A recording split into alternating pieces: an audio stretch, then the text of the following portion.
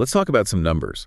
Numbers that, might seem abstract, but they have this real gut punch impact on everyday life. Right. I mean, think about this.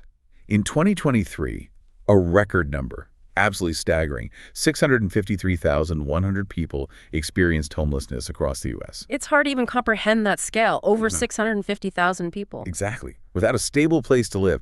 And then you hear about places like Madison County, Nebraska, Okay. where your average full-time worker, someone working hard, contributing, earns about $24,000 less than what they need to comfortably afford a home there. Wow, $24,000 less. That's not just a small gap. No, it's huge. And these aren't just like sad stories. They're alarm bells, Yeah. right? Loud signals that something systemic is off. And understanding that system, well, it starts with looking at some basic economic data. With that homelessness figure, that Nebraska example, it just immediately grounds the whole conversation, doesn't it? Takes it from, abstract economics right down to the human level of this housing crisis. Absolutely. And it really highlights why these metrics, things that sound maybe technical or dry, like housing starts, why they're so incredibly important. They're not just numbers on a chart for economists.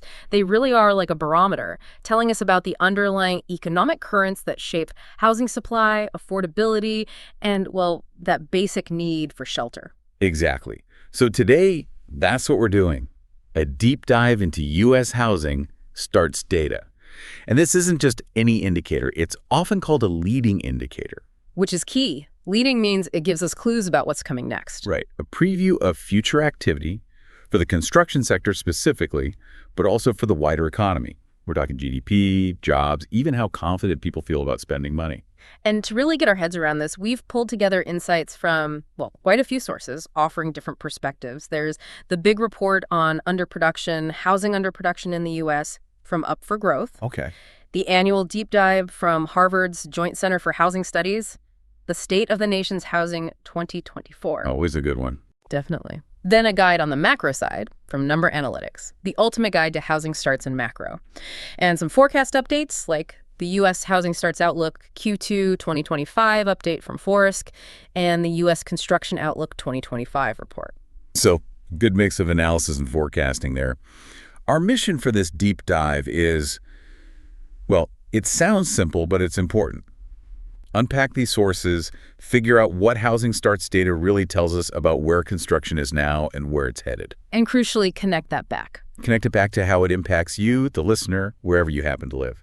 So yeah, let's get into it. First, maybe just a quick technical bit. What exactly are housing starts? All right, let's define our terms. Fundamentally, housing starts is the count of new, privately owned housing units where construction has actually begun in a given period, usually monthly or quarterly. Okay, begun. What does that mean practically? Like when they sign the papers? No, it's more physical. The official definition is when the excavation for the foundation starts, or if it's a building without a basement, like on a slab, it's when that entire foundation is in place. Okay. So boots on the ground, dirt moving, breaking ground, literally. Exactly. It's the point where the project moves from planning to actual physical work. And the counting here is important too, right? Yeah. It's not just one start per building if it's, say, an apartment complex. That's a really critical point and, yeah, often misunderstood. The metric counts units, individual living spaces. Gotcha. So a single-family house, that's one start, pretty straightforward. If you've got a duplex or maybe a small block of 4 townhouses, each of those units counts as one start, so 4 starts for the townhouses. Makes sense. But where it really adds up is with buildings that have 5 or more units, your typical apartment buildings. If a developer starts construction on, say, a 30-unit apartment building, that single project adds 30 housing starts to the tally for that month or quarter. 30 starts from one project. Okay. That distinction between single-family and multifamily is clearly going to be important later. Absolutely essential for understanding the trends. Okay, so it's the number of individual homes or apartments where digging is started. Mm-hmm. How does this fit into the whole building process? We hear about permits and completions, too. Yeah, think of it like a pipeline. At the very beginning, you have building permits. Those are the approvals from the local government before construction can even start. So permits are like the intention to build. Exactly. They're an even earlier signal of planned activity. Housing starts are the next stage, the actual kickoff of construction. Then, further down the pipeline, you have completions. That's when the unit is finished and ready for someone to move in. Right. So permits usually come before starts, and starts come before completions. Looking at all 3 gives you a fuller picture of the development cycle. Got it. Permits are planned, Starts are happening now. Completions are the finished product. So starts are the active signal. You mentioned earlier they follow economic cycles. What does the history show us? The historical data is pretty clear on this. Housing starts definitely move with the broader economy, the ups and downs. When the economy is growing strong, you usually see a jump in construction. And when things slow down, Starts tend to decline, sometimes even before a wider downturn becomes obvious. That cyclical pattern is very evident looking back. the sources mentioned a few specific periods, like the 1980s. What happened then?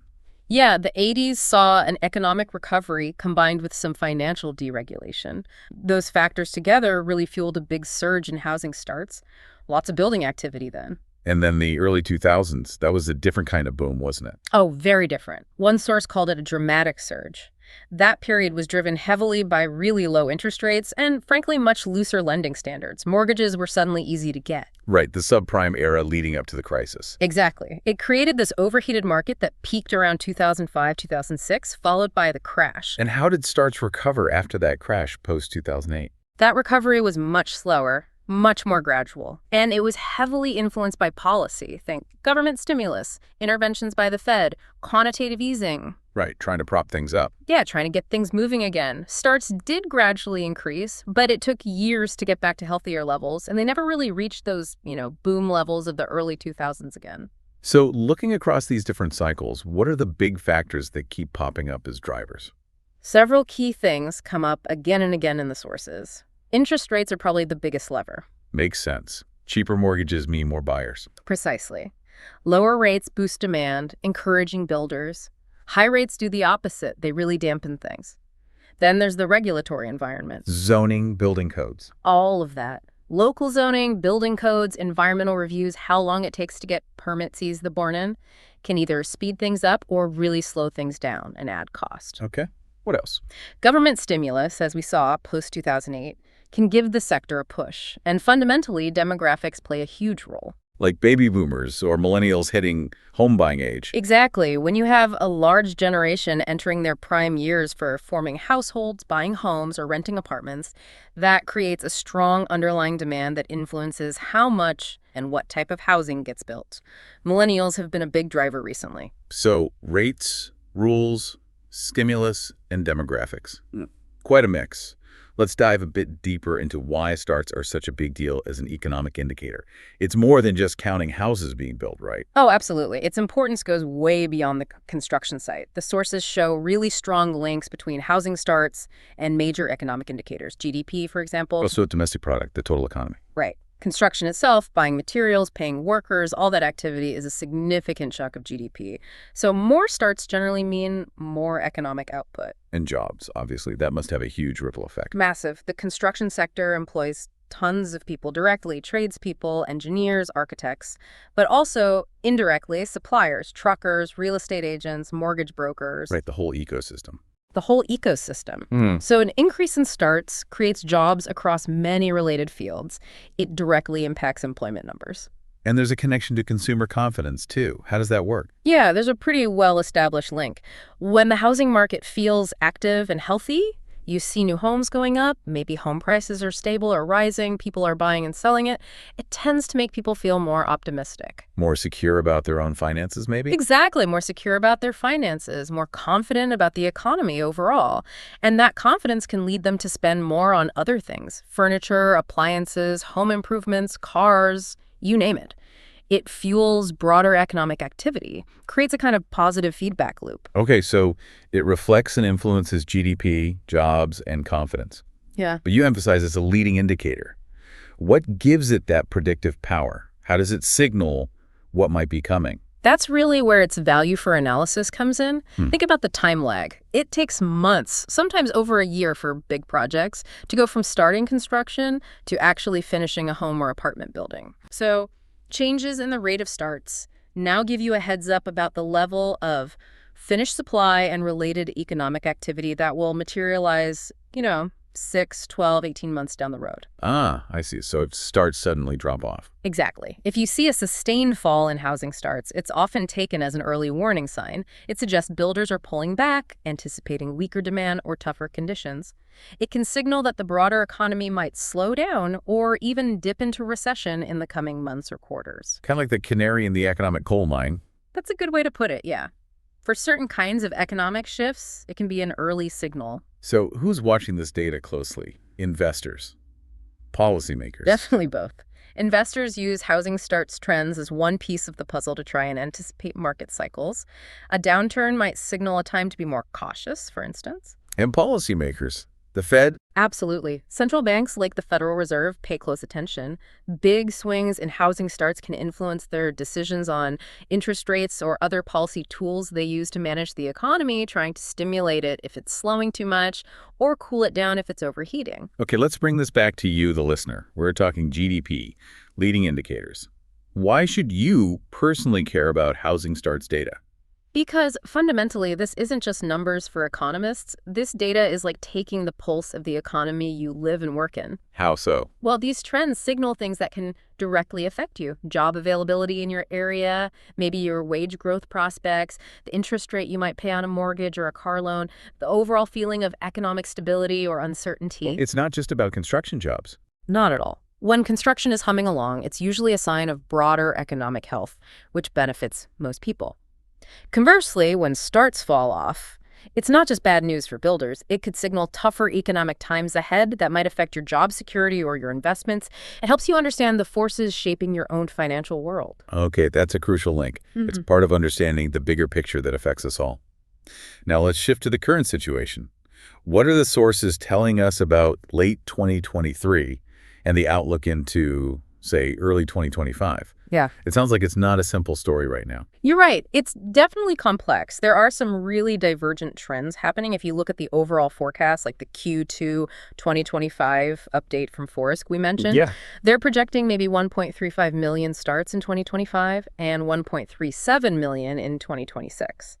That suggests some, moderation compared to recent peaks. And that lines up with what other forecasters are seeing, a general sense that things might slow a bit over the next year or two. And why the expected slowdown?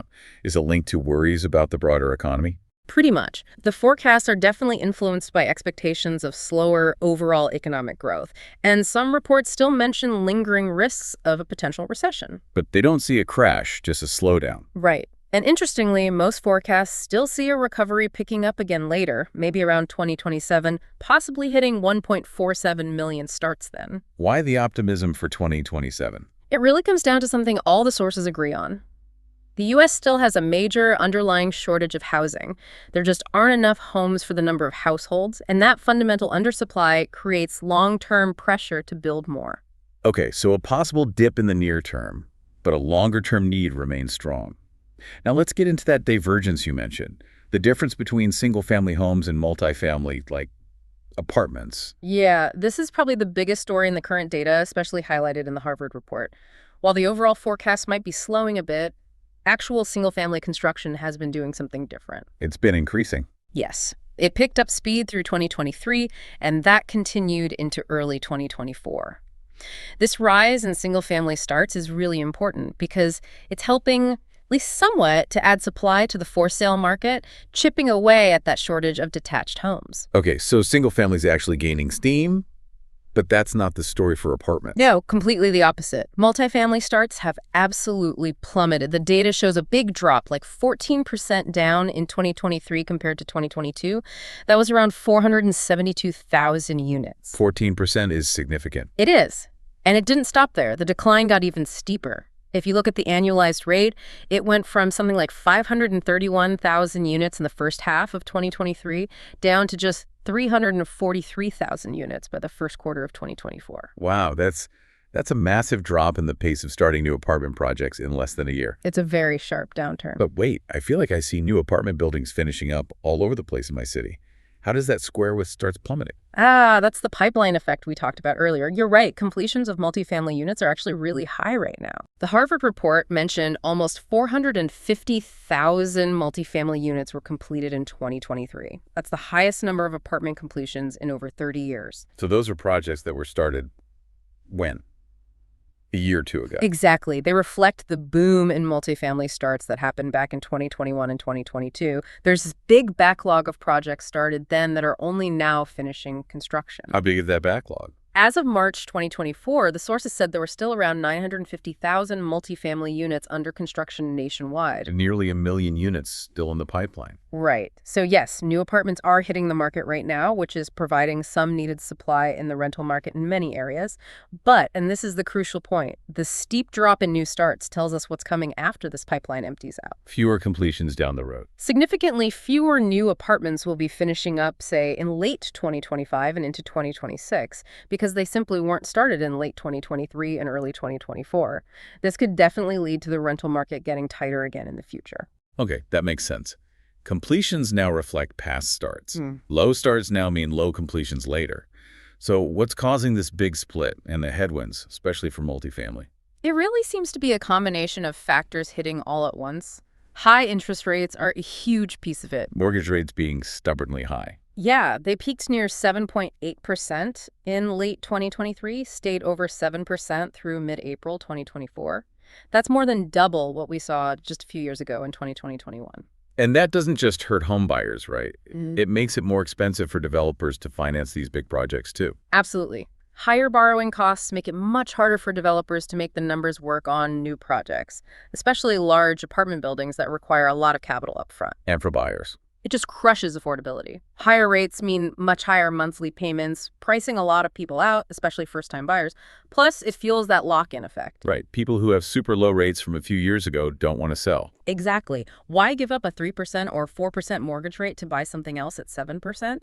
The average rate on all outstanding mortgages is just over 4%, so people stay put. Which keeps the supply of existing homes for sale really low. Really low. Still only about 1.1 million existing homes listed for sale in March 2024. That's way down from pre-pandemic levels, like 34% lower than March 2019. So low existing supply should push people towards new homes. And it is, to some extent, helping fuel that single-family start increase we saw.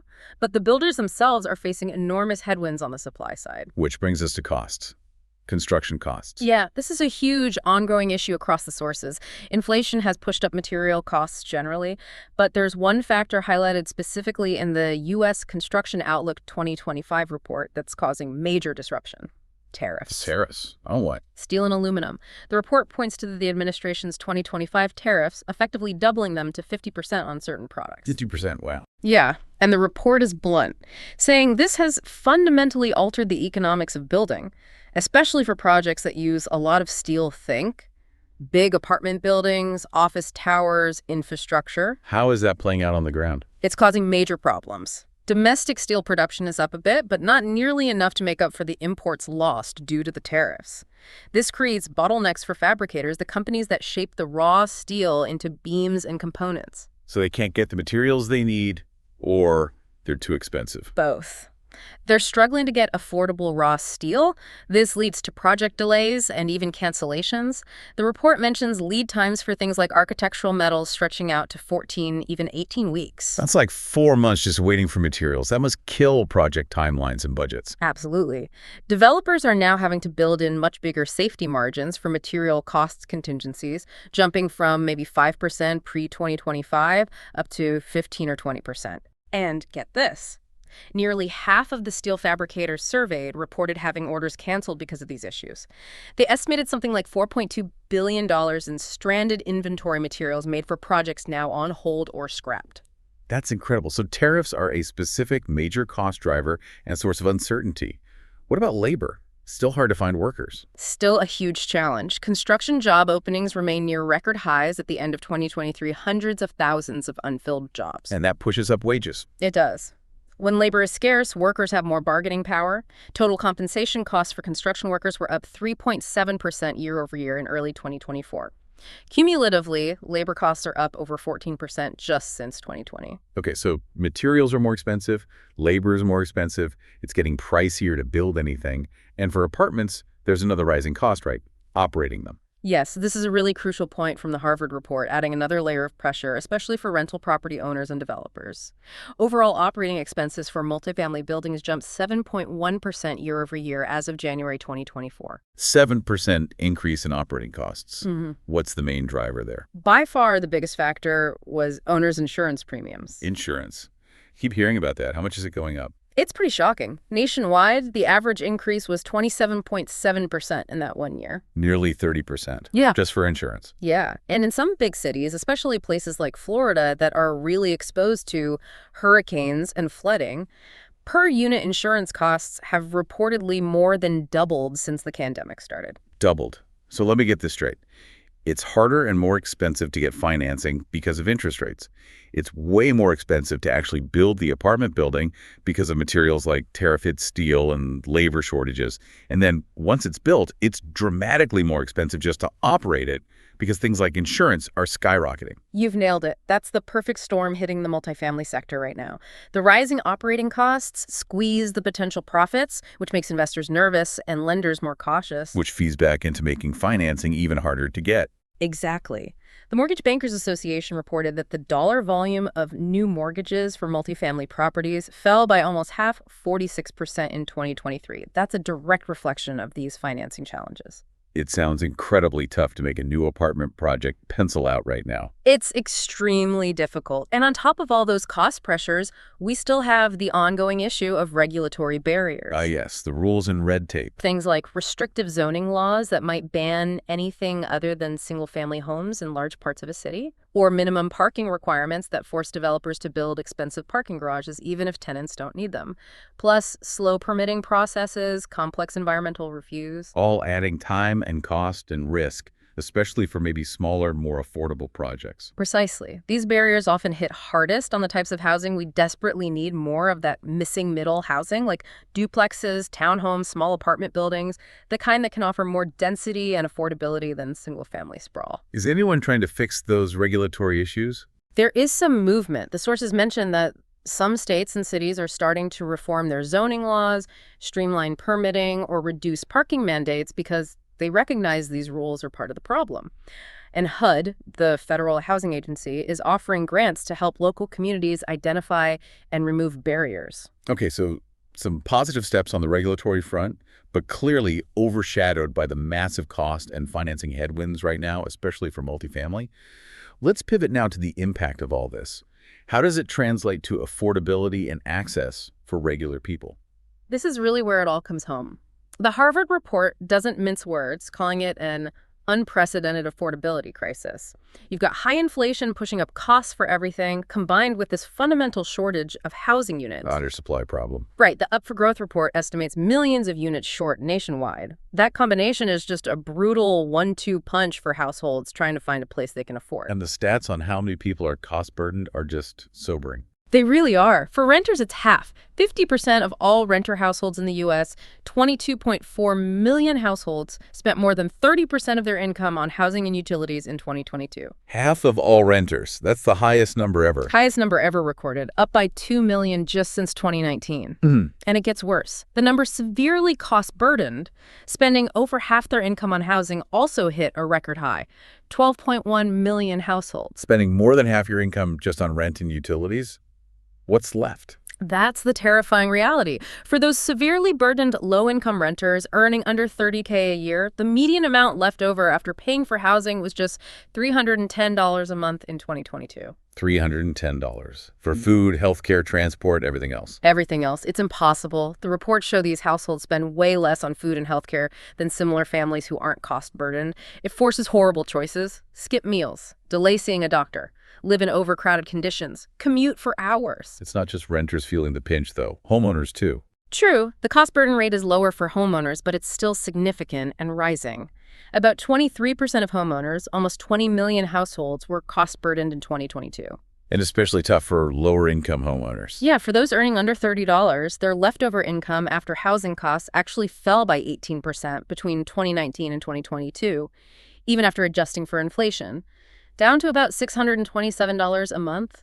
That also forces tough choices, maybe delaying critical home repairs, cutting back elsewhere. And part of this crisis isn't just prices going up, it's that the cheaper places are literally disappearing. This is such a critical point the reports make. Between 2012 and 2022, the U.S. actually lost millions of low-cost rental units. Yeah. We lost 2.1 million units that rented for under $600 a month, adjusted for inflation. 2 million gone. And another 4 million units that rented for between $600 and $999.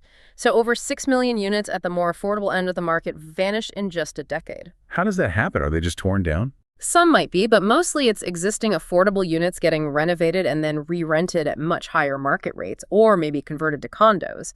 The low-cost stock is just evaporating. Is that loss mainly in expensive coastal slums? You might think so, but no. The reports say this loss is incredibly widespread, happened in 47 states plus D.C. Even states that used to be seen as affordable, like Texas or Georgia, lost huge numbers of low-rent units as their markets heated up. It's a national trend. And all of this, the high costs, the disappearing affordable units, it hits households of color harder, right? Widening those existing gaps. Absolutely. The data is very clear on the disproportionate impact. Rising costs make it significantly harder for Black and Hispanic renters to save for a down payment and achieve homeownership, which is still a major path to building wealth in the U.S. What do the numbers show there? In early 2024, only about 8% of Black renter households and 13% of Hispanic renter households had enough income to comfortably afford the payments on a median-priced home. That compares to 16% of white renters and 29% of Asian renters. So a big disparity in who can even consider buying. And the overall homeownership gaps between races haven't improved. Sadly, no. The Black-white homeownership gap is still huge, around 27 percentage points. The Hispanic-white gap is about 24 points.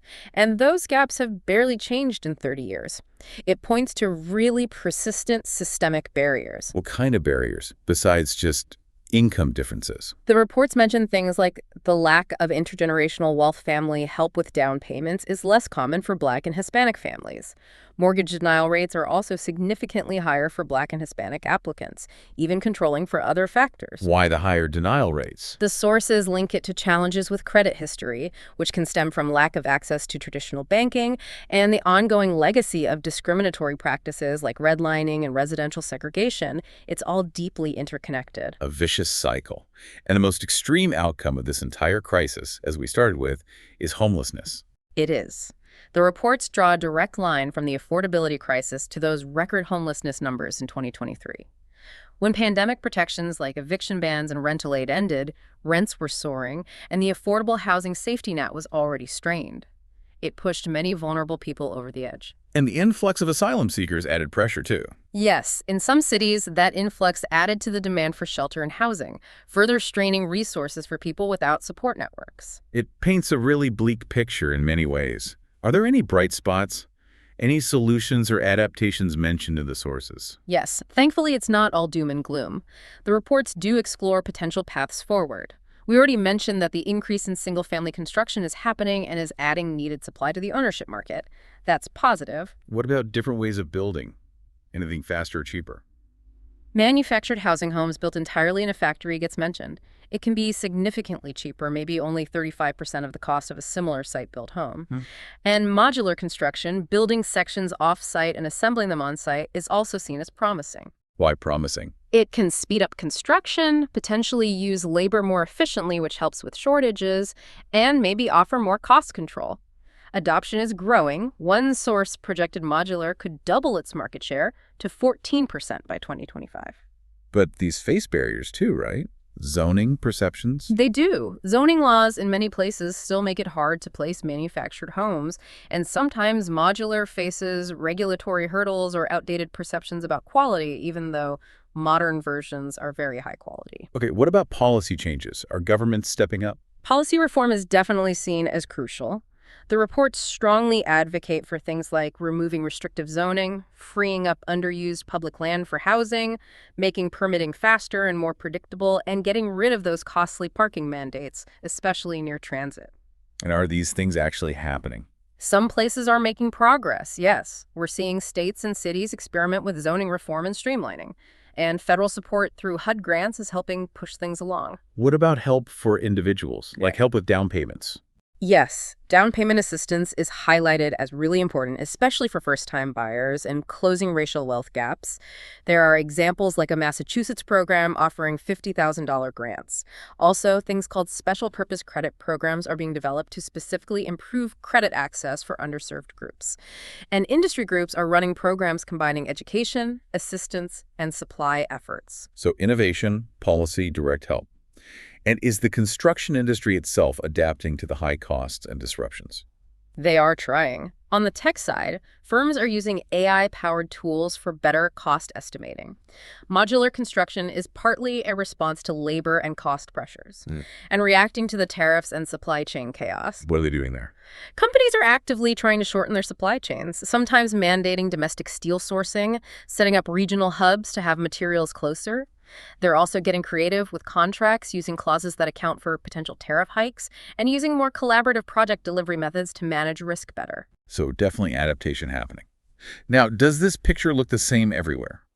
Or are there big regional differences? Huge regional differences. The sources stress this. While the housing shortage is national, how bad it is and what it looks like varies a lot. Underproduction is happening everywhere, urban, suburban, rural. But it's actually getting worse in a big swath of the country, from the Rockies over towards the Mississippi. Can you give some examples of how different places look? Sure. Raleigh-Cary in North Carolina is mentioned as a place that, despite past underproduction, is actually building enough now to keep up with growth. Contrast that with San Jose, California, where an apparent improvement in the numbers isn't seen as fixed, but more like a symptom of a broken system where costs are just astronomical. And it's not just big cities facing problems. No, that Madison County, Nebraska example shows how smaller places can have severe affordability crises too, where local wages just haven't kept up at all with housing costs. What about the number of homes for sale? Does that vary? Big time. Inventory is low overall, but the biggest drops from pre-pandemic levels, like over 70% down, were in some Northeast cities like Hartford and Providence. But then a few places, mostly in the South, like San Antonio or Austin, have actually seen inventory tick up a bit. And rents and vacancies? Similar variations? Yep.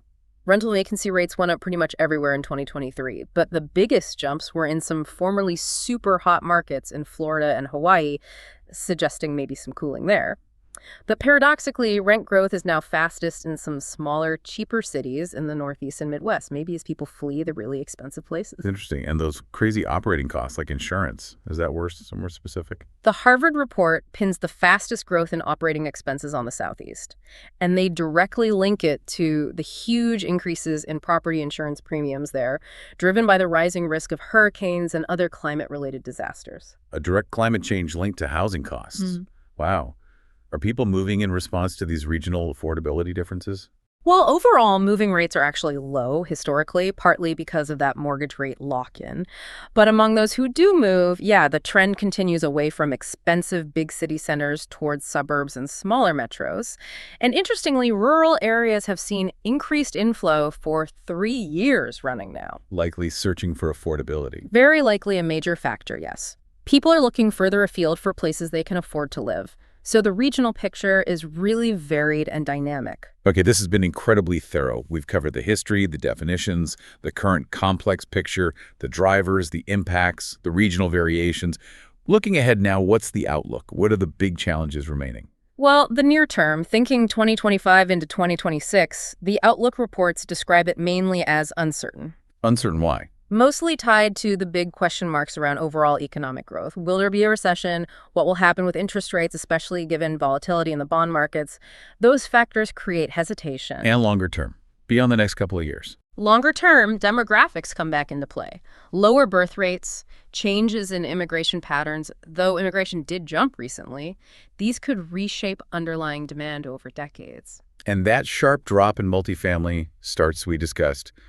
What's the lingering concern there? The big concern is what happens after that huge pipeline of nearly 1 million units finishes construction over the next year or so. Because so few new projects were started recently, we're likely heading for a significant slowdown in new rental supply hitting the market in late 2025 and 2026. Which could make renting harder again. It could definitely tighten the rental market back up, especially since demand from Gen Z and millennials forming households is expected to remain strong. So any rent relief we're seeing now might be temporary in some areas. And affordability overall. likely to stay tough. It seems very likely. With construction costs still high, financing tricky, and prices elevated, buying a home will probably remain a huge challenge for many, particularly first-time buyers, and those racial gaps in access and affordability are likely to persist without strong, targeted action. You mentioned climate change earlier with insurance costs. Is that seen as a growing structural threat? Yes, the sources are clear on this. Climate change isn't just a future problem. It's impacting housing now through disaster risk and insurance costs, requiring expensive adaptation. Plus, the housing sector itself needs to decarbonize, adding another layer of challenge. So a really complex mix of economic, demographic, regulatory, and environmental challenges ahead. It really is. And the consistent message across all these reports is that we can't just wait for the market to fix this. It's going to take deliberate action, short-term interventions, and coordinated long-term strategies involving government at all levels, plus continued support for innovation in building and finance. Okay, let's try to sum up this deep dive. We've seen housing starts aren't just a number. They're a critical economic signal, reflecting and influencing construction, GDP, jobs, confidence, even predicting future trends. Right, and the current market is incredibly complex. Single-family starts are up, which is good, but multifamily starts have absolutely tanked. Driven by that perfect storm. High rates, soaring costs from materials, tariffs, labor, and operations like insurance. Plus those regulatory hurdles. Which all leads to this unprecedented affordability crisis hitting millions, renters and homeowners, erasing affordable units, driving homelessness, and worsening racial disparities. But there are potential paths forward. New construction methods, policy reforms, assistance programs, industry adaptations, though the picture varies a lot region by region. And looking ahead, there's near-term uncertainty, long-term demographic questions, the looming impact of the multifamily starts drop on future rental supply, and the growing shadow of climate change. So why does drilling down into this data matter so much to you, the listener? Because housing is fundamental. It's not just shelter. It affects your financial health, your opportunities, your community. This data gives you a window into the forces that are shaping how much homes and apartments cost and how many are available where you live. Whether you're renting, trying to buy, already own a home, facing rising costs, or just trying to understand the economy around you, these trends, driven by factors like interest rates, construction costs, and policy, are directly impacting your life and choices. It really is a core part of the economic and social landscape we're all navigating. Absolutely. Which kind of leaves us with a final thought to chew on. We've seen the scale of the housing shortage, this incredibly complex web of economics, regulations, demographics, and the real human suffering caused by the affordability crisis.